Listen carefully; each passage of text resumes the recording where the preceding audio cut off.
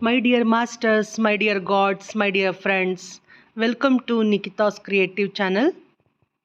Dear masters, ಇವತ್ತು ಆಹಾರ ಮತ್ತು ಆಲೋಚನೆ ಬಗ್ಗೆ ಮಾಹಿತಿಯನ್ನು ನಾವು ಪಡ್ಕೊಳ್ಳೋಣ. ಭೋಜನ ಎನ್ನುವುದು ಮುಖ್ಯವಾದ ವಿಷಯ. ಬಾಯಿಯೊಳಗೆ ಏನು ಹೋಗುವುದೋ ಅದೇ ಶರೀರ ನಿರ್ಮಾಣಕ್ಕೆ ಕಾರಣವಾಗುತ್ತದೆ. ಮನಸ್ಸಿನೊಳಗೆ ಏನು ಹೋಗುತ್ತದೋ ಅದು ಮನಸ್ಸನ್ನು ನಿರ್ಮಾಣ ಮಾಡುತ್ತದೆ. ಮನಸ್ಸು ಶರೀರವನ್ನು ನಿರ್ಮಾಣ ಮಾಡಿದರೆ ಶರೀರವು ಕೂಡ ಮನಸ್ಸನ್ನು ಪ್ರಭಾವಿತಗೊಳಿಸುತ್ತದೆ. ಇವೆಲ್ಲ ಸೇರಿ ಒಳ್ಳೆಯ ವ್ಯವಸ್ಥೆ ರೂಪುಗೊಳ್ಳುತ್ತದೆ. ಶರೀರ ಬೇರೆ ಅಲ್ಲ, ಮನಸ್ಸು ಬೇರೆ ಅಲ್ಲ. ಒಂದು ಕಡೆ ಶರೀರವಿದ್ದರೆ ಇನ್ನೊಂದು ಕಡೆ ಮನಸ್ಸು ಇರುತ್ತದೆ. ಇದನ್ನು ಒಟ್ಟಾಗಿಸುವುದು ಒಂದು ವ್ಯವಸ್ಥೆ. ಆದ್ದರಿಂದ ಬಾಯಿಗೆ ಏನು ಆಹಾರ ಕೊಡಬೇಕೋ ಅದರ ಕುರಿತು ತುಂಬ ಆಲೋಚಿಸಬೇಕು. ಹಾಗೆಯೇ ಮನಸ್ಸಿಗೆ ಏನನ್ನು ತುಂಬಿಸಬೇಕು ಎನ್ನುವುದನ್ನು ಆಲೋಚಿಸಬೇಕು. ಇವೆಲ್ಲವೂ ಸೇರಿ ಒಟ್ಟಾರೆಯಾಗಿ ದೇಹ ಮತ್ತು ಮನಸ್ಸನ್ನು ಪ್ರಭಾವಿಸುತ್ತವೆ. ಹಾಗಾದರೆ ಶರೀರಕ್ಕೆ ಏನು ಕೊಡಬಾರದು? ಮಾಂಸಾಹಾರವನ್ನು ಕೊಡಬಾರದು. ಪ್ರಾಣಿಗಳನ್ನು ಕೊಂದು ತಿನ್ನಬಾರದು. ಅವುಗಳ ಶವಗಳನ್ನು ನಮ್ಮ ಹೊಟ್ಟೆಯಲ್ಲಿ ಇರಿಸಿಕೊಳ್ಳಬಾರದು. ನಮ್ಮ ಹೊಟ್ಟೆ ಸ್ಮಶಾನವಲ್ಲ. ಪ್ರಾಣಿ ಸಾಮ್ರಾಜ್ಯ, ಪಕ್ಷಿ ಸಾಮ್ರಾಜ್ಯ, ಮತ್ಸ್ಯ ಸಾಮ್ರಾಜ್ಯ ಎಂದು 3 ವಿಧಗಳಿವೆ. ಈ 3 ನಮಗೆ ಆಹಾರವಲ್ಲ. ತಾಜಾ ಹಣ್ಣುಗಳನ್ನು ತಿನ್ನಬೇಕು. ಸೊಪ್ಪು ತರಕಾರಿಗಳು, ಗೆಡ್ಡೆ ಗೆಣಸುಗಳನ್ನು ಬೇಯಿಸಿ ಅಥವಾ ಹಸಿಯಾಗಿ ತಿನ್ನಬಹುದು. ಎಲ್ಲರೂ ಮಾಂಸಾಹಾರ ತಿನ್ನುತ್ತಾರೆ ಎಂದು ನಾವು ಬಾಯಿ ರುಚಿಗೆ ತಿನ್ನಬಾರದು. ಯಾವುದು ತಿನ್ನಬೇಕು ಎನ್ನುವ ಜ್ಞಾನ, ಅರಿವು ನಮಗೆ ಇರಬೇಕು. ಎಲ್ಲರೂ ಮಾಡುತ್ತಿದ್ದಾರೆ ಎಂದು ನಾವು ಮಾಡಿದರೆ ಕುರುಡು ದನ ಹೊಲಕ್ಕೆ ನುಗ್ಗಿದಂತೆ ಆಗುತ್ತದೆ. ಕುರುಡು ದನ ಹೊಲಕ್ಕೆ ನುಗ್ಗಿದರೆ ಹೊಲವೂ ನಾಶ, ಅದಕ್ಕೂ ಮುಳ್ಳು ಕಂಟಿಗಳು ಚುಚ್ಚಿಕೊಳ್ಳುತ್ತವೆ. ಡಿಯರ್ ಮಾಸ್ಟರ್ಸ್, ನಿಮ್ಮೆಲ್ಲರಿಗೂ ಗೊತ್ತು, ಮಾಂಸಾಹಾರವನ್ನು ತಿನ್ನದವರನ್ನು ಸಸ್ಯಾಹಾರಿಗಳು ಎನ್ನುತ್ತಾರೆ. ಈ ಮಧ್ಯಕಾಲದಲ್ಲಿ ಸಸ್ಯಾಹಾರಕ್ಕೆ ವಿರುದ್ಧವಾಗಿ ಒಂದು ಸುಂದರವಾದ ಸಿದ್ಧಾಂತವನ್ನು ಈ ನಡುವೆ ಜನಗಳು ಮಾತಾಡ್ತಾ ಇದ್ದಾರೆ.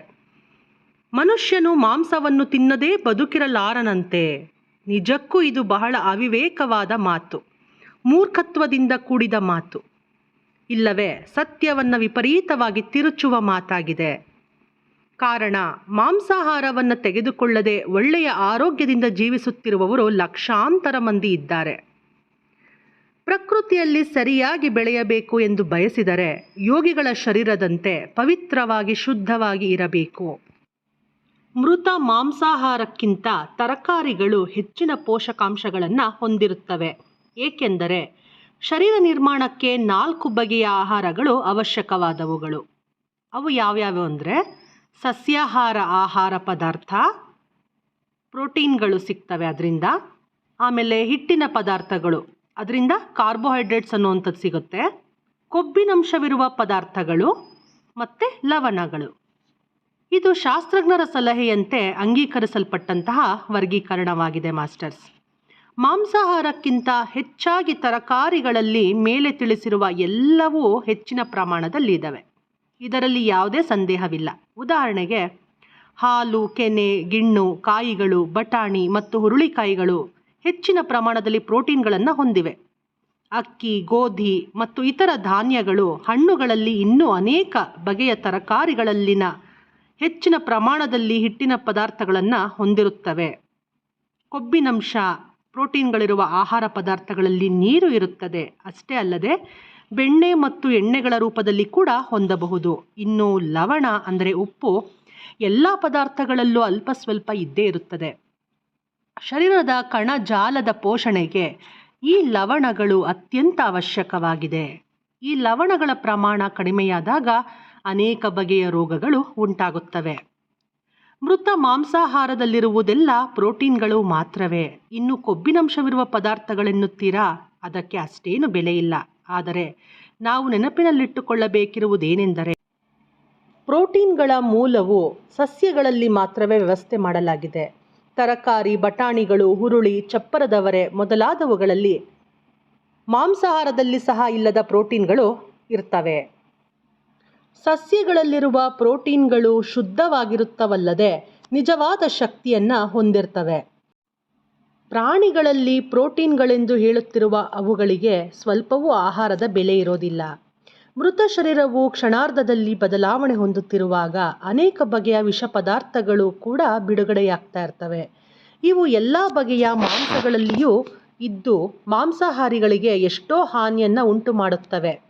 ಮಾಂಸಾಹಾರವನ್ನು ತಿನ್ನುವುದರಿಂದ ನಮಗೆ ಯಾವುದಾದರೂ ಪೋಷಣೆ ಸಿಕ್ಕಿದೆ ಎಂದರೆ ಅದು ಆ ಜೀವಿಯು ತನ್ನ ಜೀವನ ಕಾಲದಲ್ಲಿ ಸಸ್ಯಾಹಾರದಿಂದ ಗ್ರಹಿಸಿದ ಪೋಷಕ ಪದಾರ್ಥಗಳಿಂದಲೇ ಎಂದು ನಾವು ಗ್ರಹಿಸಬೇಕು. ಆದರೆ ಈ ಪೋಷಕ ಪದಾರ್ಥಗಳು ಬೇಕಾಗಿರುವುದಕ್ಕಿಂತ ಕಡಿಮೆ ಪ್ರಮಾಣದಲ್ಲಿ ಸಿಗ್ತಾ ಇರ್ತವೆ. ಏಕೆಂದರೆ ಆ ಪ್ರಾಣಿಯು ಮೊದಲಿಗೆ ತನಗಾಗಿ ಅರ್ಧದಷ್ಟನ್ನು ತಾನು ಉಪಯೋಗಿಸಿಕೊಂಡಿರುತ್ತದೆ. ಹೀಗೆ ಸ್ವಲ್ಪ ಪ್ರಮಾಣದ ಪೋಷಕ ಪದಾರ್ಥದ ಜೊತೆಗೆ ಮತ್ತಷ್ಟು ಪ್ರಮಾದಕರವಾದ ವಿಷ ಪದಾರ್ಥಗಳು ಕೂಡ ಮಾಂಸಾಹಾರದ ಮೂಲಕ ಮನುಷ್ಯರು ತೆಗೆದುಕೊಳ್ತಾ ಇದ್ದಾರೆ. ಆಹಾರ ಶಾಸ್ತ್ರವನ್ನು ಸರಿಯಾಗಿ ಅವಗಾಹನೆ ಮಾಡಿಕೊಂಡ್ರೆ ಸಸ್ಯಾಹಾರ ಸಾಮ್ರಾಜ್ಯದಿಂದಲೇ ನಾವು ಎಷ್ಟೋ ಶಕ್ತಿವಂತವಾದ ಫಲಿತಾಂಶವನ್ನು ಹೊಂದುತ್ತೀವಿ. ಅಷ್ಟೇ ಅಲ್ಲ, ಯಾವ ರೀತಿಯ ಮಾಲಿನ್ಯಕ್ಕೆ ಗುರಿಯಾಗದೆ ಇನ್ಯಾವ ಜೀವರಾಶಿಯನ್ನು ಕೂಡ ನಷ್ಟಪಡಿಸದೆ ಒಳ್ಳೆಯ ಫಲಿತಾಂಶವನ್ನು ಹೊಂದುವ ಅವಕಾಶವು ನಮಗಿದೆ ಮಾಸ್ಟರ್ಸ್. ಸಸ್ಯಾಹಾರದ ಬಗ್ಗೆ ಮೇಧಾವಿಗಳ ಅಭಿಪ್ರಾಯಗಳು ಈ ರೀತಿ ಇದೆ ಮಾಸ್ಟರ್ಸ್. ಸರ್ ಹೆನ್ರಿ ಥಾಮ್ಸನ್ ರವರು ಬದುಕಲಿಕ್ಕಾಗಿ ಮಾಂಸಾಹಾರವು ಅವಶ್ಯಕತೆ ಎನ್ನುವುದು ಬಹಳ ದೊಡ್ಡ ತಪ್ಪು. ಮಾನವ ಶರೀರಕ್ಕೆ ಅವಶ್ಯಕವಾದದ್ದೆಲ್ಲ ವೃಕ್ಷರಾಜ್ಯದಿಂದ ಲಭಿಸುತ್ತದೆ. ಶರೀರ ಪೋಷಣೆಗೆ ಬೆಳವಣಿಗೆಗೆ ಅವಶ್ಯಕವಾದವನ್ನು ಸಸ್ಯಾಹಾರದಿಂದ ನಾವು ಹೊಂದಬಹುದು. ಉಷ್ಣ ಶಕ್ತಿ ಕೂಡ ಸಸ್ಯಾಹಾರದಿಂದ ಲಭಿಸುತ್ತದೆ ಅಂತ ಹೇಳಿದ್ದಾರೆ. ಪ್ರಸಿದ್ಧಿ ಹೊಂದಿರುವ ವೈದ್ಯರು ವಿಲಿಯಮ್ಸ್ ಪ್ಲೇಫಾರ್ ಸಿಬಿ ಎಷ್ಟೋ ಸ್ಪಷ್ಟವಾಗಿ ಹೇಳಿದರೆ ಮಾಂಸಾಹಾರವು ಮನುಷ್ಯನಿಗೆ ಅವಶ್ಯಕವಾದುದಲ್ಲ ಅಂತ ತಿಳಿಸಿದ್ದಾರೆ. ಲಂಡನ್ ಆಸ್ಪತ್ರೆಗಳಲ್ಲಿ ತುಂಬ ಹೆಸರುವಾಸಿಯಾದ ವೈದ್ಯರು ಅಲೆಕ್ಸಾಂಡರ್ ಹಾಗ್ ಶಾಕಾಹಾರದಿಂದ ಶರೀರ, ಮನಸ್ಸು, ಆತ್ಮ ಶುದ್ಧವಾಗಿ ಉನ್ನತವಾದ ಶಕ್ತಿಗಳನ್ನು ಹೊಂದಬಹುದು ಎಂದಿದ್ದಾರೆ. ವೈದ್ಯರಾದ ಮಿಲ್ಲರ್ ಫಾದರ್ ಗಿಲ್ ಯುದ್ಧಗಳಿಂದ ನೆಪೋಲಿಯನ್ ಸೃಷ್ಟಿಸಿದ ರಕ್ತಪಾತಕ್ಕಿಂತ ಅನೇಕ ಜೀವಿಗಳ ಪ್ರಾಣವನ್ನು ನಾಶ ಮಾಡುವ ಮನುಷ್ಯರ ಕ್ರೂರತ್ವವು ಇಮ್ಮಡಿಯಾದದ್ದು ಎಂದಿದ್ದಾರೆ. ಮಾಂಸವನ್ನು ತಿಂದರೆ ಹಾಸಿಗೆ ಹಿಡಿಬೇಕಾಗುತ್ತೆ ಮಾಸ್ಟರ್ಸ್. ಮಾಂಸಾಹಾರವನ್ನು ಬಿಡಿ, ಆರೋಗ್ಯದಿಂದ ಜೀವಿಸಿರಿ ಅಂತ ನಾನು ಹೇಳ್ತೀನಿ. ಮೃತ ಜೀವಿಗಳನ್ನು ಆಹಾರವಾಗಿ ತಿನ್ನುವುದರಿಂದ ಎಷ್ಟೋ ವಿಪರೀತವಾದ ರೋಗಗಳಿಗೆ ಗುರಿಯಾಗ್ತಾರೆ. ಮಾಂಸವು ಅಸಹಜವಾದ ಆಹಾರ. ಅದರಿಂದ ಎಷ್ಟೋ ತೊಂದರೆಗಳು ಉಂಟಾಗುತ್ತೆ. ಮಾನವನಿಗೆ ಅರ್ಬುದ ಅಂದರೆ ಕ್ಯಾನ್ಸರ್ ಬರಬಹುದು, ಜ್ವರ ಬರಬಹುದು, ಕರುಳಿನಲ್ಲಿ ಜಂತು ಹುಳುಗಳು, ಹೀಗೆ ಎಷ್ಟೋ ರೀತಿಯ ವ್ಯಾಧಿಗಳು ಉಂಟಾಗ್ತಾ ಇದ್ದಾವೆ. 100 ಜನರನ್ನು ಪರಿಶೀಲಿಸಿ ನೋಡಿದರೆ ಅದರಲ್ಲಿ 99 ಜನರಿಗೆ ಮಾಂಸಾಹಾರವನ್ನು ಸೇವಿಸಿರುವುದರಿಂದ ರೋಗಗಳಿಗೆ ಗುರಿಯಾಗಿ ಬಾಧೆ ಪಡುತ್ತಿರುವುದು ಎಂದರೆ ಆಶ್ಚರ್ಯವೇನಿಲ್ಲವೆಂದು ವೈದ್ಯರಾದ ಜೋಸೈ ಓಲ್ಡ್ ಫಿಯಟೆಡ್ MRC SLRCP ಬರೆದಿದ್ದಾರೆ. ಮಾನವನ ಆರೋಗ್ಯಕ್ಕೆ ಮಾಂಸದ ಅವಶ್ಯಕತೆ ಇಲ್ಲ. ಅಷ್ಟೇ ಅಲ್ಲ, ಸಸ್ಯಾಹಾರದಿಂದ ಪಶುತ್ವದಿಂದ ಅವರ ಹೆಂಡತಿಯರನ್ನು ಹಿಂಸಿಸುವವರು ಕೂಡ ಕಡಿಮೆಯಾಗ್ತಾ ಇದ್ದಾರೆ. ಸಸ್ಯಾಹಾರವೇ ಎಲ್ಲರಿಗೂ ಸರಿಯಾದ ಆಹಾರವೆಂದು ಸರ್ ಎಡ್ವರ್ಡ್ ಸಾಂಡರ್ಸ್ ಹೇಳಿದ್ದಾರೆ. ಪ್ರಾಣಿಗಳ ಮಾಂಸದಿಂದ ಅನೇಕ ರೋಗಗಳಿಗೆ ಗುರಿಯಾಗ್ತಾ ಇದ್ದಾರೆ. ಇದರಿಂದ ಜೀರ್ಣಕೋಶವು ಉದ್ರೇಕಗೊಳ್ಳುತ್ತದೆ ಎಂದು ಸರ್ ರೋಬರ್ಟ್ ಕ್ರಿಸ್ಟನನ್ MD ಹೇಳಿದ್ದಾರೆ. ಪ್ಯಾರಿಸ್ ವಿಶ್ವವಿದ್ಯಾಲಯ ವೈದ್ಯ ಕಿಂಗ್ಫೋರ್ಡ್ ಅನೇಕ ಬಗೆಯ ವಿಷಭರಿತವಾದ ಅಸಹ್ಯಕರವಾದ ರೋಗಗಳು ಮಾಂಸ ತಿನ್ನುವುದರಿಂದ ಉಂಟಾಗುತ್ತಿವೆ ಎಂದು ಹೇಳಿದ್ದಾರೆ. ನೋಡಿ ಮಾಸ್ಟರ್ಸ್, ಎಷ್ಟು ವಿಷಪೂರಿತವಾದಂತಹ ಆಹಾರ ಆ ಮಾಂಸಾಹಾರ ಅನ್ನುವಂಥದ್ದು. ಎಲೆಗಳನ್ನು ತಿನ್ನುವ ಮೇಕೆಗಳು ಬೆಟ್ಟ ಗುಡ್ಡಗಳನ್ನು ಹಾಯಾಗಿ ಹತ್ತುತ್ತಿದ್ದರೆ ಮೇಕೆಗಳನ್ನು ತಿನ್ನುವ ಮಾನವರೆಲ್ಲ ಹಾಸಿಗೆಗಳನ್ನು ಏರ್ತಾ ಇದ್ದಾರೆ. ಅಂದರೆ ಹಾಸಿಗೆ ಹಿಡಿತಾ ಇದ್ದಾರೆ, ರೋಗ ರುಜಿನಗಳಿಗೆ ತುತ್ತಾಗ್ತಾ ಇದ್ದಾರೆ. ಮಾಂಸಾಹಾರವು ವಿಷಾಹಾರ, ಸಸ್ಯಾಹಾರವು ಶ್ರೇಷ್ಠವಾದ ಆಹಾರ. ಮೃತಾಹಾರವನ್ನು ತಿಂದರೆ ಮದ್ಯಪಾನಕ್ಕೆ ಗುಲಾಬನೇ ಆಗ್ತಾ ಇದ್ದಾರೆ. ಒಂದು ಮುಗ್ಧ ಜೀವಿಯ ಜೀವನವನ್ನು ನಾಶನ ಮಾಡುವುದು ಯಾವಾಗಲೂ ಅಪರಾಧವೇ. ಪ್ರಾಣಿಗಳನ್ನು ವಧಿಸುವುದು ಮಹಾಪಾಪ. ಏಕೆಂದರೆ ಬಹಳ ಮಂದಿ ಪ್ರಾಣಿಗಳ ದೀನಾಲಾಪನೆಯಿಂದ ತಮ್ಮ ಸ್ವಾರ್ಥಕ್ಕಾಗಿ ಹಣವನ್ನು ಸಂಪಾದಿಸುತ್ತಿದ್ದಾರೆ. ಪ್ರಾಣಿಗಳಿಂದ ವ್ಯಾಪಾರ ಮಾಡ್ತಾ, ಪ್ರಾಣಿಗಳನ್ನು ವಧಿಸುತ್ತಾ ಹಣವನ್ನು ಸಂಪಾದನೆ ಮಾಡ್ತಾ ಇದ್ದಾರೆ. ನೆನ್ಪಿಟ್ಕೊಳ್ಳಿ, ಪ್ರಾಣಿಗಳನ್ನು ವಧಿಸುವವರೇ ಅಲ್ಲ, ಅವುಗಳಿಂದ ವ್ಯಾಪಾರವನ್ನು ಮಾಡುತ್ತಾ ಅವುಗಳನ್ನು ಹಿಂಸೆಗೆ ಕಾರಣರಾದವರು, ತಿನ್ನುವವರು, ಪ್ರೋತ್ಸಾಹಿಸುವವರು ಭಗವಂತನ ಮುಂದೆ ಅಪರಾಧಿಗಳಾಗಿ ನಿಲ್ಲಬೇಕಾಗಿದೆ. ಯಾರು ಈ ಕೃತ್ಯದಲ್ಲಿ ಭಾಗವಹಿಸುತ್ತಾರೋ ಅವರೆಲ್ಲ ಈ ಪಾಪದಲ್ಲಿ ಭಾಗಿಯಾಗುತ್ತಾರೆ. ಪ್ರಪಂಚವೆಲ್ಲ ಗುರುತಿಸಲಾದ ಕಾನೂನು ಏನೆಂದರೆ, ಇತರರೊಂದಿಗೆ ಮಾಡಿಸಿದ ಅಪರಾಧವು ತಾನು ಮಾಡಿದಂತೆ. ನಾನೊಬ್ಬನೇ ಮಾಂಸವನ್ನು ಬಿಟ್ಟರೆ ಈ ಭಯಂಕರವಾದ ವಧೆ ನಿಂತು ಹೋಗುತ್ತದಾ ಎಂದು ಕೆಲವರು ಅನ್ನುತ್ತಿರುತ್ತಾರೆ. ಇದು ಸುಳ್ಳು ಮತ್ತು ಕಪಟವಾದ ಮಾತು. ಪ್ರತಿದಿನ ಮಾಂಸ ತಿನ್ನುವವರು ಅದು ಬಿಟ್ಟರೆ ಕೆಲ ದಿನಗಳಿಗೆ ಪ್ರಾಣಿಗಳನ್ನು ಸಜೀವವಾಗಿ ಇಟ್ಟವರಾಗುತ್ತೀರಿ. ಎಷ್ಟು ತಿಂದಿದ್ದಾರೆ ಎಂದಲ್ಲ, ಎಷ್ಟು ಕಡಿಮೆ ತಿಂದರೂ ಅದು ಅಪರಾಧವೇ, ಮಹಾಪಾಪವೇ. ಆದರೆ ಮನುಷ್ಯ ತನ್ನ ನೀಚವಾದ ಬಯಕೆಗಳನ್ನು ಹಿಡಿತದಲ್ಲಿ ಇಟ್ಟುಕೊಳ್ಳಲಾಗದೆ ಈ ಪಾಪಕ್ಕೆ ಅರ್ಹನಾಗುತ್ತಿದ್ದಾನೆ.